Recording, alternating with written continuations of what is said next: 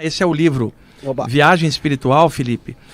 Nossa, Ele tem 60 imagens coloridas, porque a pessoa vendo, por exemplo, uma ilustração, ela descobre o que está rolando. Então, é uma das principais obras do tema no Brasil. Opa! Você sabia que mais de 95% das pessoas que assistem ao vídeo não são inscritas no canal? A sua inscrição é muito importante para o YouTube entender que você gosta do nosso conteúdo e divulgar ainda mais nosso trabalho.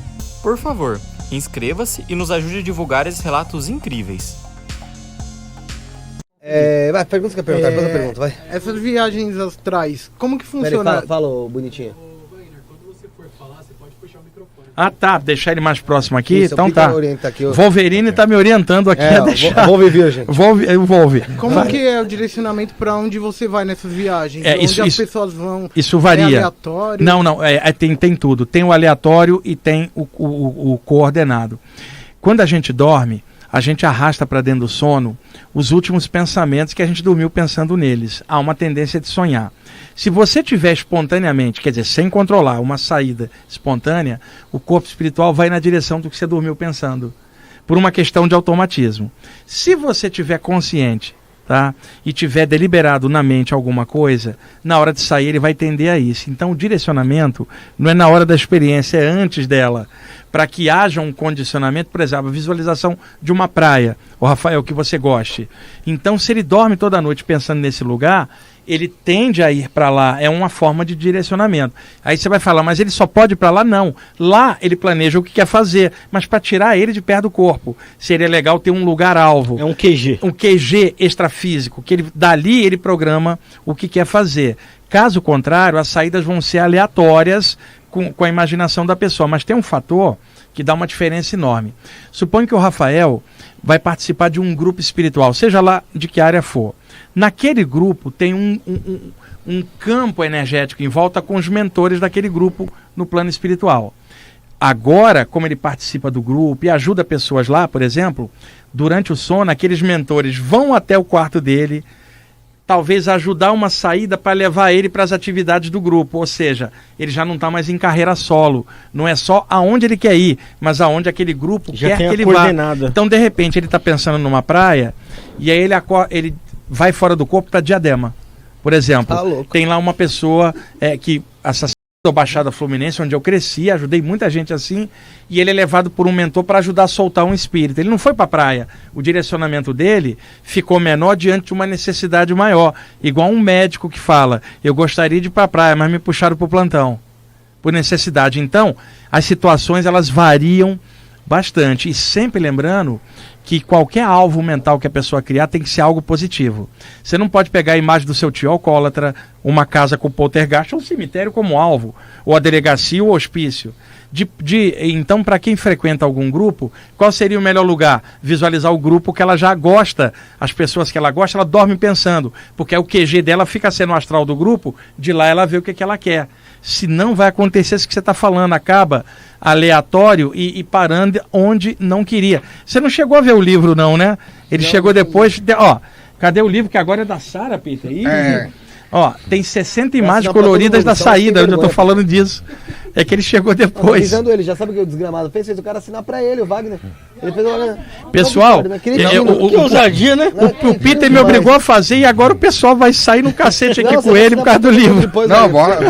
Bota o nome de todo mundo. Não, você não sem vergonha, Peter.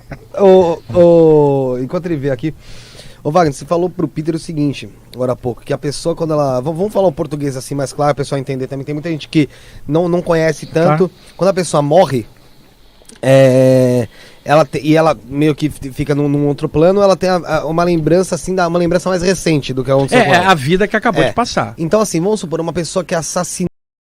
Você tem alguma história pra contar de alguém que foi assassinado? A reação da pessoa? Sim, porque isso também varia de pessoa para pessoa. Certo. Deixa eu dar um exemplo. O gênero da morte não tem nada a ver com a qualidade do caráter da pessoa. Porque, historicamente, nós tivemos grandes pessoas que foram trucidadas.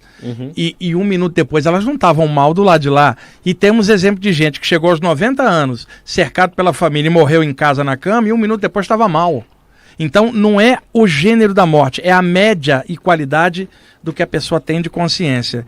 E isso vai dar diferença. Agora, uma pessoa vamos colocar assim, em condições normais, dentro da normalidade da sociedade, nós, quando sofre uma violência, há uma reação, adrenalina, o medo. O lance é que quando a pessoa passa, os mentores espirituais amortecem a sensação de imediato. dela, de imediato, envolve ela numa energia e ela apaga. Quando ela acorda, ela está do lado de lá sem a sensação, porque aquilo era uma coisa da mente. Agora, semelhante atrai semelhante. Então estamos falando de uma pessoa dentro do normal. Agora, uma pessoa maldosa, perigosa, complicada e que prejudica todo mundo. Se semelhante atrai semelhante, ela não vai atrair a presença de um ser espiritual elevado, e sim de seres trevosos. Obsessores? Quando ela desencarna, com quem que ela está? Com as presenças que já habitavam energeticamente a aura dela, ela é arrastada para o astral inferior. O rabo de seta. Aí sim, o assassino, quando pega uma pessoa maldosa, vai criar uma condição ruim, mas se ela morresse do coração também ficaria ruim. Agora, um assassino na hora pode dar algo na pessoa, mas se ela é boa do lado de lá, daqui a pouco ela está em condições normais. Sabem, né? Assim, porque não é a morte do corpo que vai gerar a qualidade da pessoa que foi desenvolvida em vida. Ô, Wagner, eu vi algumas doutrinas que a questão da cremação. Que no mundo espiritual o corpo ainda fica ligado. Não, é mito. Corpo, é mito. Eu vou explicar por quê. É mito. Esperavam um tempo para fazer o seguinte, e por que eu entendo bem de gente assassinada? Eu cresci, Felipe, na Baixada Fluminense do Rio de Janeiro. Então, como eu comecei a ter saídas do corpo aos 15, por volta, quando eu já estava com 17 anos, surgiram mentores espirituais e começaram a me levar para aplicar passe em quem tinha morrido assassinado. Eu vi, ninguém me falou. Eu fui treinado para aplicar energia em pessoas que não estavam bem. Não esquece, galera, se inscreve aí e deixa o like aí no vídeo também, que é importante, ativa o sininho de notificações.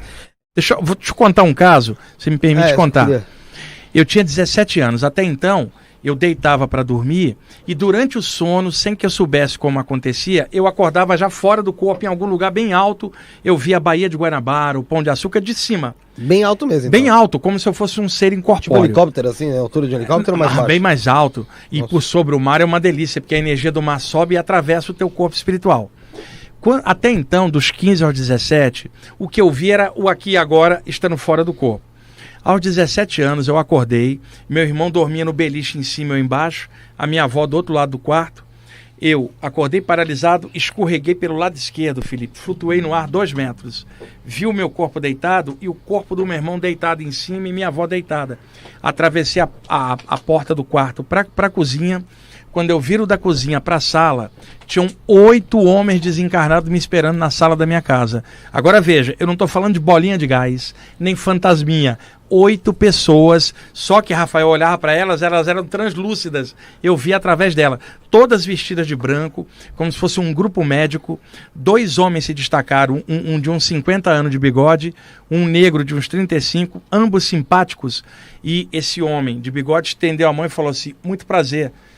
Rafael, automaticamente estendi a mão, apertei, não era aquela coisa de alma para alma, como se um cumprimento tinha de uma 2 sensação pessoas. física tinha mesmo. a sensação de energia, mas a mesma sensação de um toque caliente de encontrar alguém. É que na não verdade, é o toque físico, é tudo. tudo.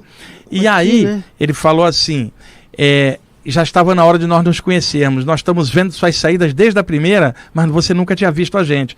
Isso antes de eu frequentar qualquer grupo, Felipe, não era uma doutrina, eu era um jovem dando de cara com o mundo espiritual.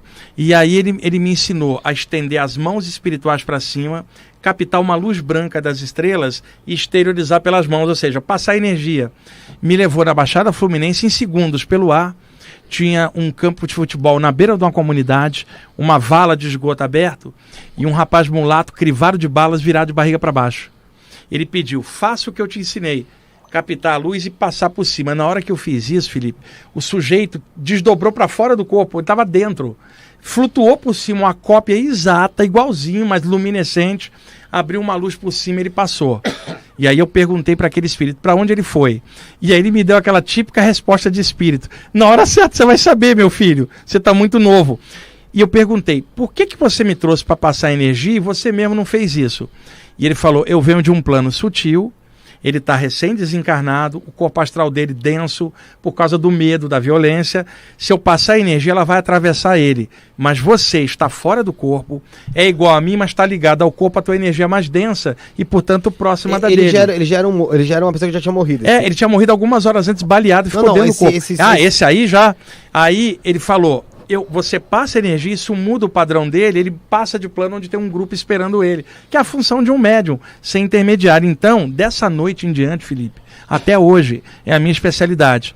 Eu sou levado por mentores para dar passe em gente que morreu violentamente, gente de Covid, um monte, dando passe do lado de lá, porque o Covid, só para dar uma ideia, ele prejudica a respiração. A área principal dele são os pulmões. Então, o que acontece? O prana, a energia, entra pela respiração. Então, alguém com Covid, com dificuldade respiratória, a carga de energia do corpo cai, porque está entrando pouco ar. Então, quando isto acontece, que a energia do corpo baixa, o campo espiritual tenta compensar a baixa do corpo humano e ele desgasta energia junto. Quando ocorre a morte, a passagem por lá de lá, o corpo espiritual está desgastado pelo esforço de tentar compensar a falta de energia no corpo. Precisa de um tempinho de regeneração.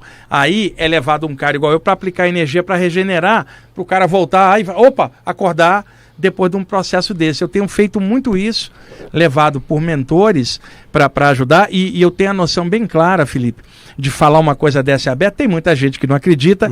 Eu sei o mundo que eu estou vivendo, Claro. mas eu não dou viajada na maionese astral. Eu estou falando com segurança esses anos todos. É por isso eu falo de forma natural. Não li num livro, não fui numa doutrina, eu estava vivendo isso depois que eu fui estudar para tentar entender. Inclusive, uma promoção que o Peter, acho que não falou para vocês, como eu tô acostumado a passar energia para quem não fica legal, se vocês desencarnarem e ficarem mal, me procura que eu solto. Aí você fala assim, eu sou lá do Isso Não É o Podcast, eu te passo na frente, Felipe.